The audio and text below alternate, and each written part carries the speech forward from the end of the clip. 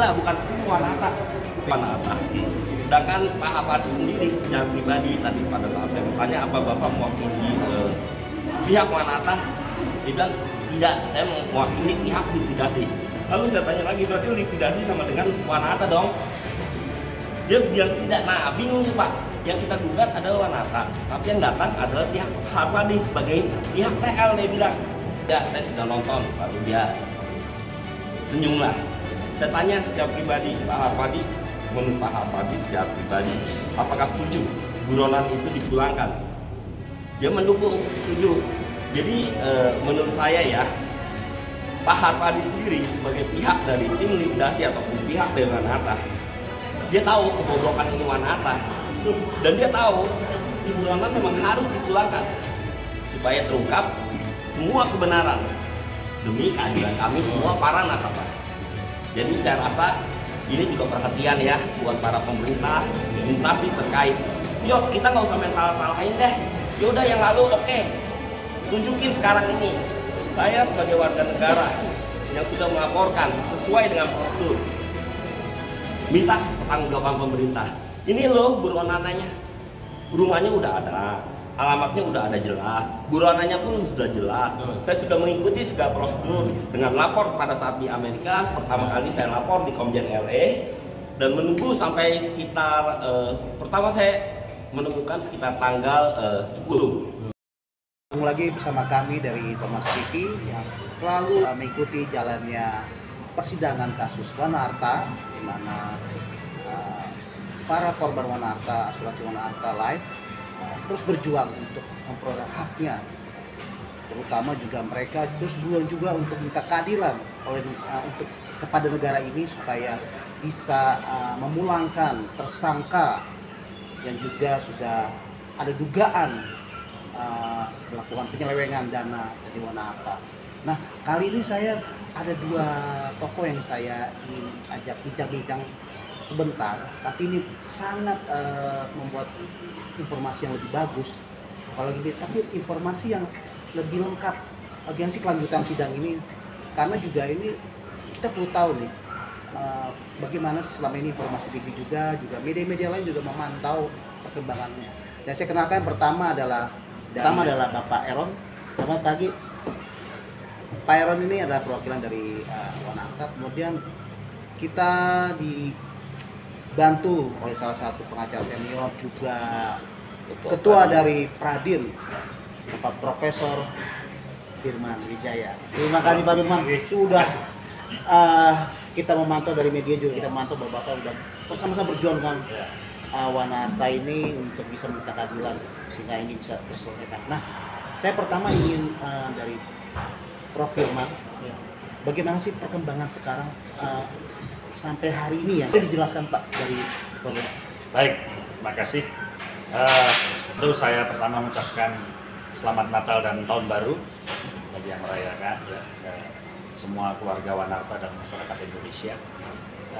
Kemudian yang kedua, saya tentu menyampaikan keprihatinan yang mendalam ya, dan bela sungkawa atas wafatnya, meninggalnya rekan kita Dedi ya, almarhum. Mudah-mudahan sudah tenang di sisinya, tetapi kita semua punya tanggung jawab moral untuk meneruskan perjuangan beliau, terutama event penting pada tahun baru ini 2024.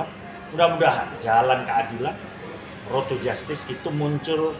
Ya, kita berharap suara keadilan itu mengetuk hati yang mulia ya, para majelis hakim yang kami hormati.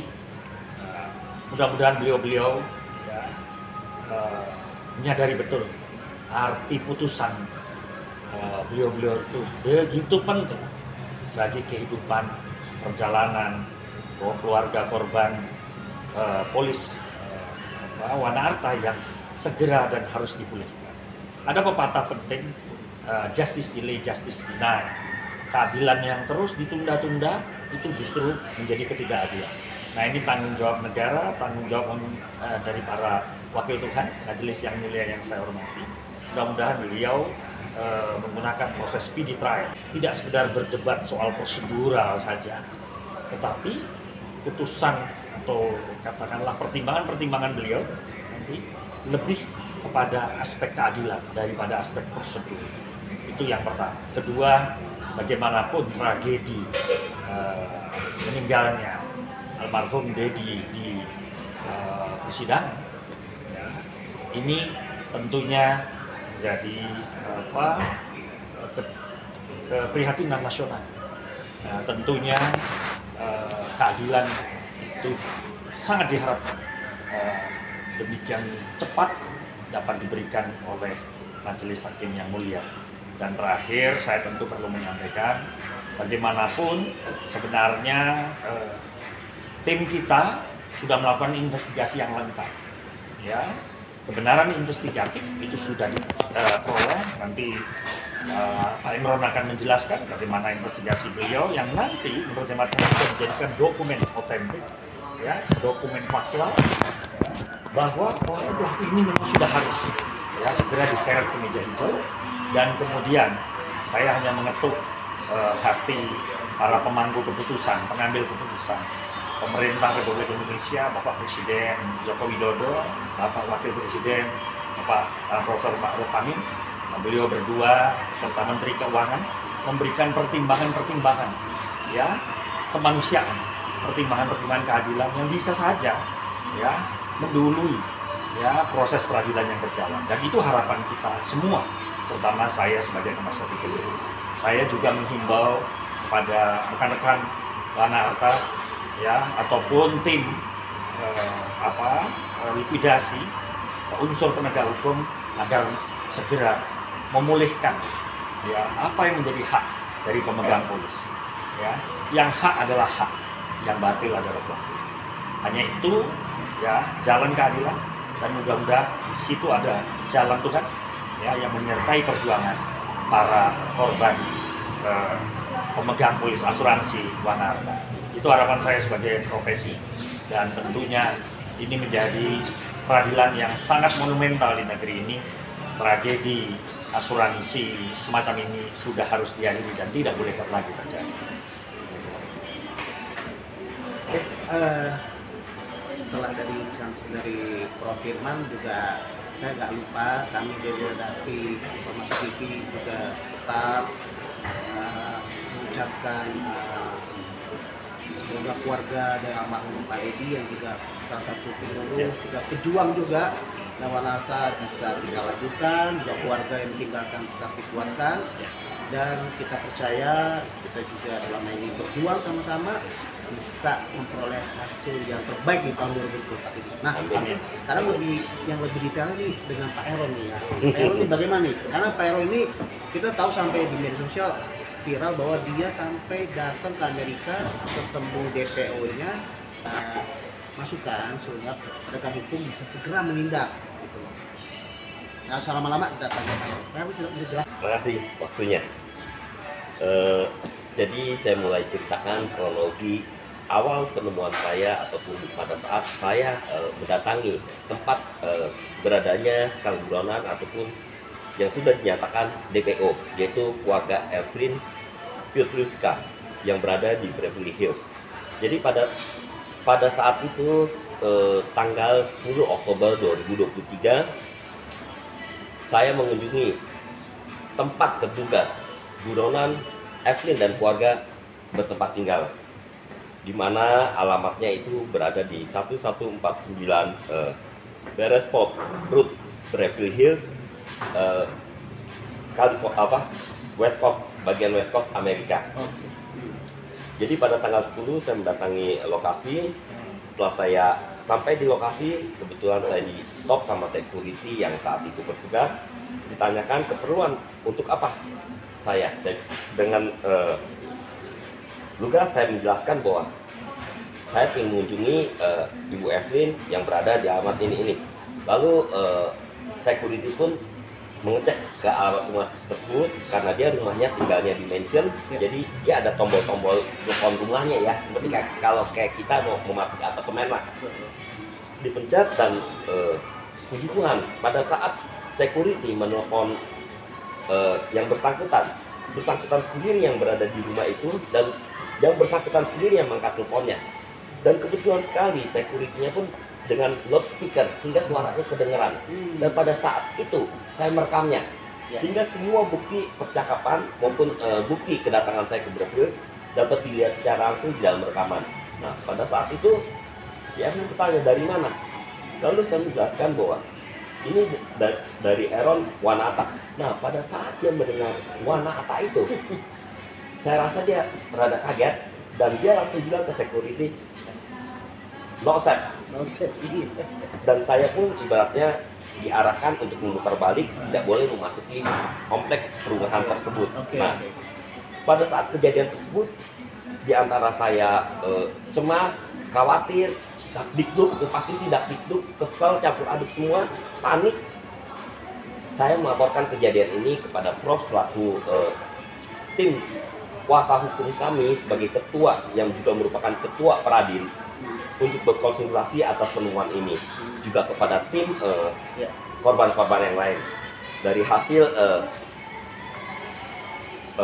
laporan saya kepada Pak Prof Firman, lalu saya bersurat ke Komjen LE pada tanggal 11 Oktober 2023. Lalu pada tanggal 13 Oktober 2023 saya datang langsung ke Komjen LE dan bertemu dengan Pak Charles. Lalu saya menceritakan semua kronologi.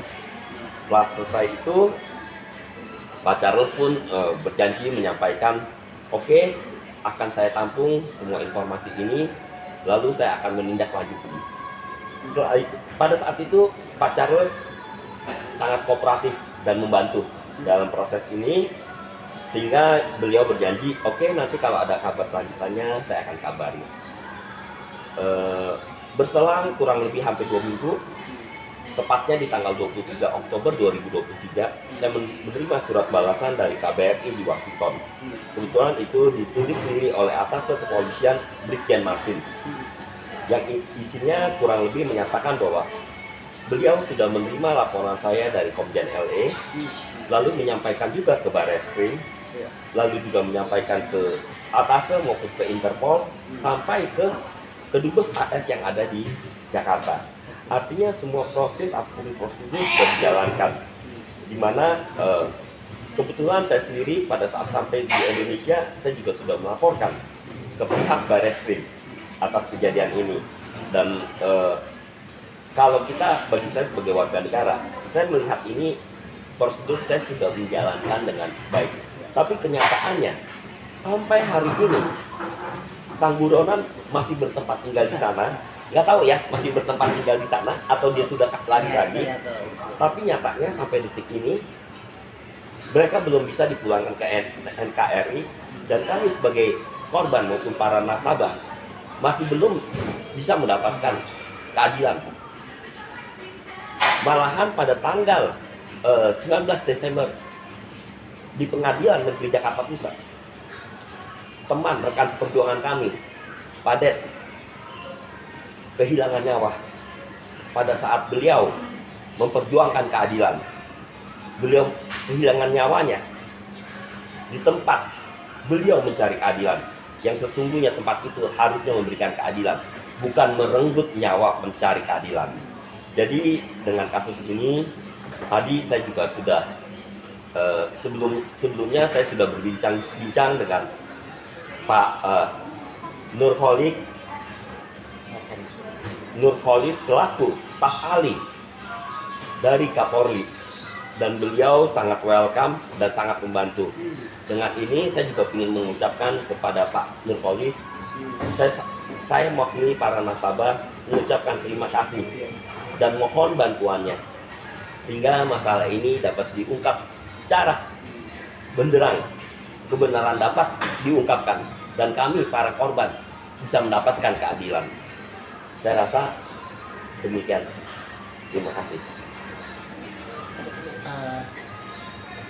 Kemudian beberapa waktu sebelumnya kita juga tahu bahwa tim korban Wanata lagi ini juga berjuang di MK.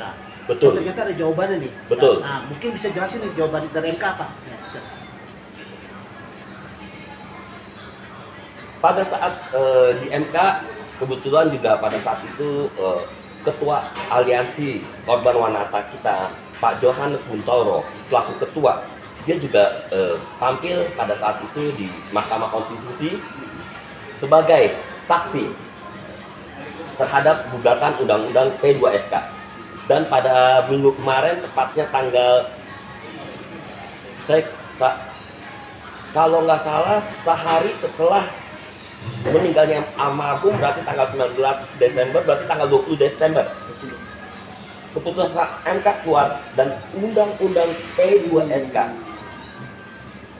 ibaratnya untuk uji materinya dikabulkan. Dan ini membuka harapan baru bagi kami para nasabah, para korban. Berharap dengan Undang-Undang P2SK ini dikabulkan gugatannya, pihak Barreskrim ataupun Kepolisian Negara Republik Indonesia dapat kembali bekerja secara optimal dan maksimal untuk memulangkan para DPO ini. Demikian, Pak. Terakhir mungkin saya mau masing-masing dari Prof. Firman juga, Pak. Ya. Singkat aja, tapi jelas pesan atau harapan. Bagaimana sih harapannya semoga kasus tuntas dan ya tersangka juga bisa kembali dan bisa mempertanggungjawabkan dalam di pengadilan nanti. Nah, mungkin dari Prof. Firman. Baik, terima kasih.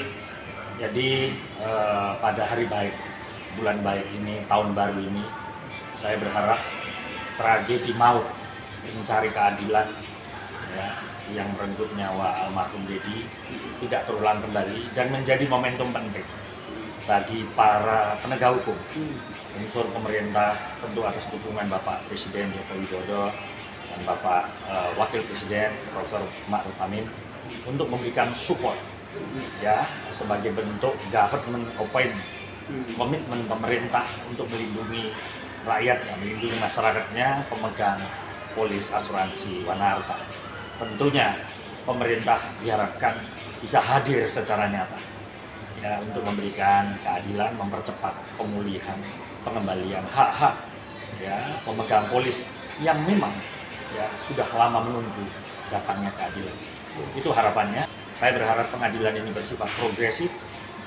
Jangan ada argumentasi-argumentasi yang hanya berbau prosedural aja, prosedural formal, ya alasan ini, alasan itu, tetapi meninggalkan keadilan substansial. Yaitu apa?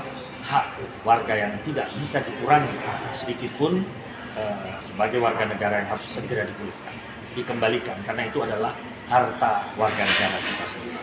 Itu harapan saya sebagai praktisi hukum dan juga staf sus wakil presiden. Amin. Amin.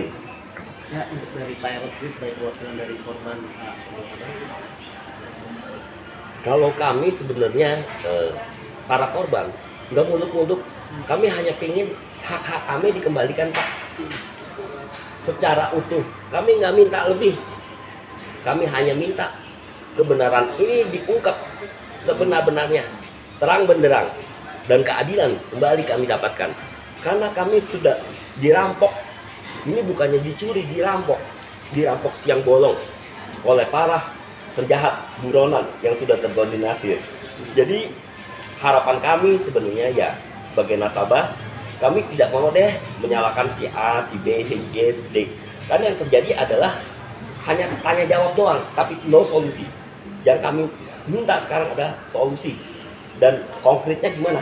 Dana kami dapat dikembalikan seutuhnya. Karena kami ini sebagai korban yang juga isinya banyak manula, sangat membutuhkan uang itu kembali untuk kehidupan kita di hari tua. Demikian, Pak. Terima kasih. Jadi demikian pemirsa Informasi TV bahwa semua harapan di 2023 bisa terwujud di 2024. Amin. Nah, pesan terakhir dari kami, khususnya kami dari redaksi Informasi TV yang juga selalu mengawal dan kasus Wanarta ini, cuman saya ingin mengatakan satu ungkapan dari hukum bahwa Vox Populi Vox Dei. Ya. Artinya suara Rakyat adalah suara hukum tertinggi adalah suara Tuhan.